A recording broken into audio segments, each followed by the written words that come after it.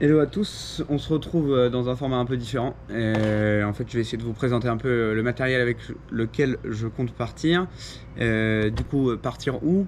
On est le 12 avril. Je vais du coup dans une exploitation agricole. C'est une entreprise qui est partenaire. Et c'est une entreprise viticole. On va à Saint-Émilion précisément, aller visiter une propriété. Donc voilà, et j'ai rassemblé autour de moi là un peu tout le setup avec lequel je pars. On va regarder ça ensemble et puis on verra ce dont je me suis servi et ce dont je me suis pas servi pour essayer de se faire une idée. Du coup, avec quoi je pars? Je pars avec plusieurs choses.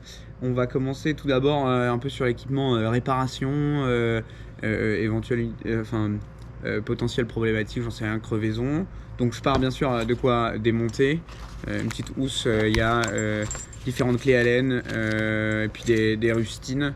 Voilà, je double les rustines, je prends plusieurs paquets de rustines. Bon, c'est des trucs très simples, hein, c'est Decathlon. Voilà, c'est relativement simple. Ça, c'est des rustines un peu spéciales qui se permettent autocollantes, donc voilà, c'est un peu plus simple. Bien sûr, une pompe en cas de crevaison, il faut une bonne pompe. Voilà, c'est important. Je pars avec aussi les meilleurs amis du monde de n'importe quel bricoleur, des Riesland.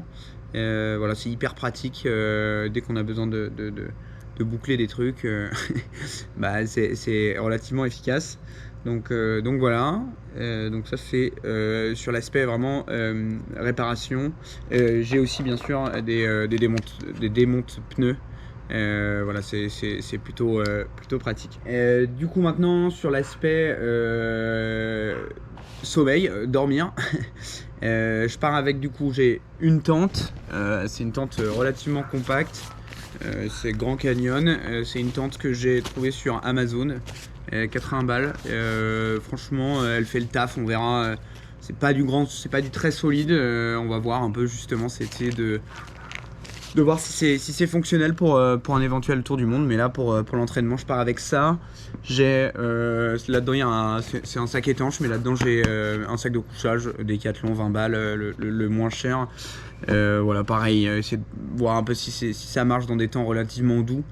On va essayer de voir ça. Je vais essayer de voir ça. Pareil, je pars avec un matelas gonflable. Ça c'est pareil, Decathlon. Ça doit coûter 40 euros, quelque chose comme ça.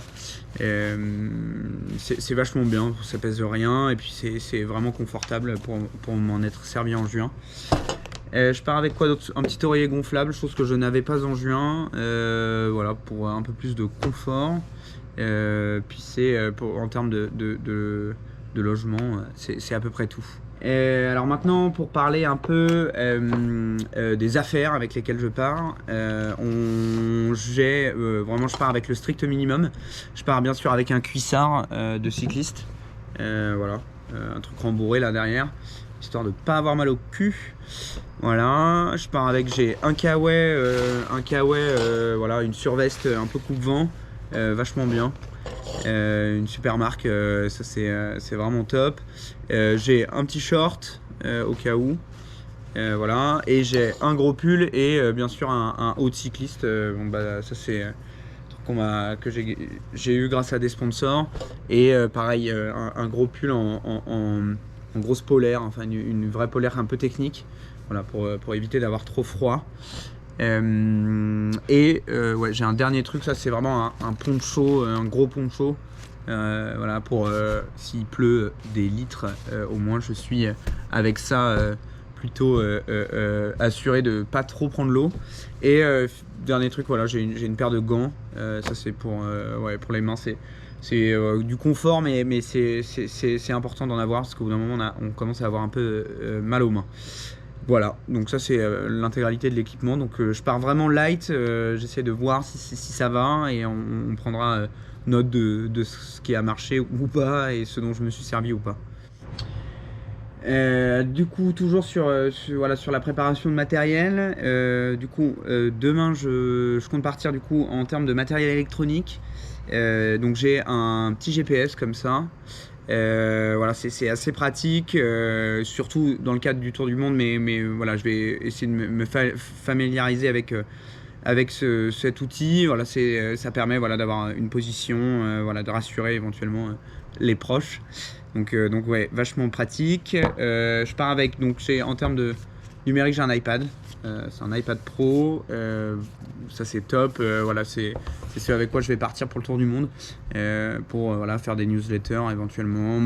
Tout le montage des vidéos se fait directement sur l'iPad, donc ça c'est pratique aussi. Je prends une enceinte, une toute petite enceinte JBL waterproof, voilà, parce que j'aime bien écouter des podcasts sur le vélo, donc et de la musique, donc ça c'est vraiment le top.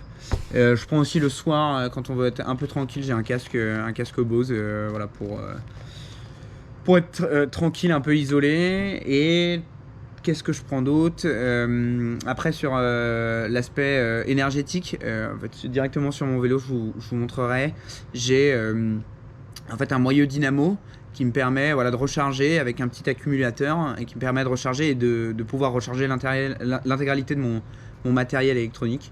Donc voilà, je vous ferai un petit plan de cet objet-là. Par conséquent, je pars avec une batterie externe. Voilà, c'est une petite batterie 10 000 mAh. Voilà, en fait, je la recharge en permanence quand je pédale.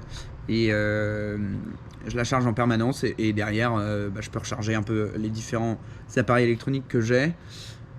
Bien sûr, après pour la vidéo, là je suis en train de vous parler directement, c'est une GoPro Hero 9. C'est ce que j'ai utilisé jusqu'à présent. J'en suis plus que convaincu. Enfin, je veux dire, c'est vachement bien, c'est waterproof. Enfin, c'est vachement bien sur ces aspects-là. Et du coup, j'ai eu la chance, grâce à vous, de faire l'acquisition d'un drone. Voilà, ça c'est un DJI Mavic, DJI R2S. Voilà, c'est vraiment du top de top. Et donc, on va avoir la chance d'avoir un peu des belles images, voilà, des différentes exploitations agricoles que je vais rencontrer. Donc ça c'est le top. Voilà, j'ai a priori tout vu. Après, sur l'aspect sécurité, ouais, j'ai un gros cadenas.